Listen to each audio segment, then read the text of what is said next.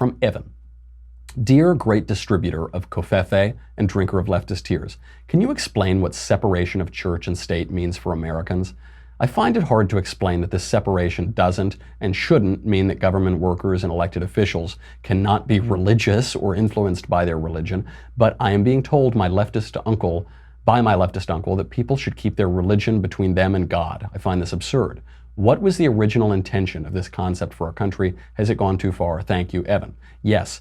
The Establishment Clause, the First Amendment says there won't be an established religion in the United States.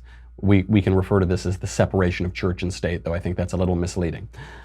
The purpose of that separation is to protect the church from the state. It is not to protect the state from the church. As John Adams said, the United States is built for a moral and religious people. It is unfit for the governance of anybody else.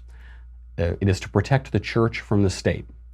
You saw in other places, in other revolutions, the French Revolution is a good counterexample of this.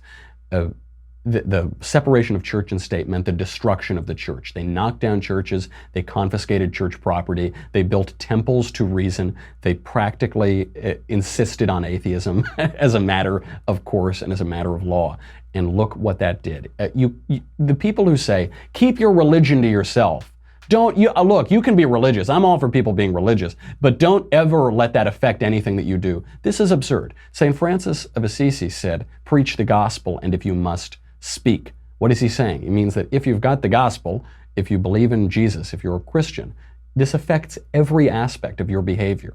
This affects everything you do, and it should affect everything you do. It should transform your soul. St. Paul wrote, it is no longer I who lives, but Christ who lives in me.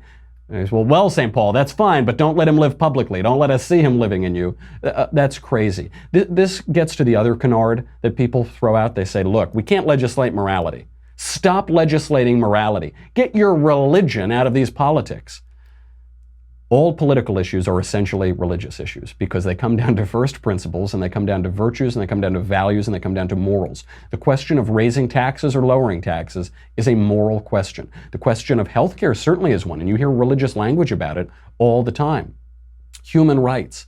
What do human rights come from? Human rights come from natural rights. Natural rights come from the natural law. Where's the natural law come from? From the natural law giver, the person who created nature, the person who created that natural law. They all come from a religious background. You know, St. Andrew Breitbart, the patron saint of modern conservatism, he said politics is downstream of culture, culture is downstream of the cult. It's downstream of what we worship. It comes through all of that. I talked about this a little bit yesterday at YAF. For the left, politics is religion. That's what they worship. It's why they use these phrases, erasure. When you disagree with a conservative, they say, okay, you disagree with me, you don't like my opinion. When you disagree with a lefty, they say, you're erasing my identity. This is a real phrase they use on campus and in other circles, and you're going to hear it become more mainstream. You're erasing my identity. You're invalidating my identity. And in fact, you are, because those politics are their religious identity. Why do we need to put caps on certain carbon emissions? Why do we need certain fuel standards in cars? To save the planet. That's religion. Should we tell the left to get their religion out of politics? No, of course you can't do that because it's all downstream of religion, and it's a really shallow understanding of religion and philosophical thought, and the religiosity that built the West to say we need to separate church and state. You can't do it. This form of government that we have comes out of the very religious convictions that built Western civilization. So you tell your lefty uncle, not quite right.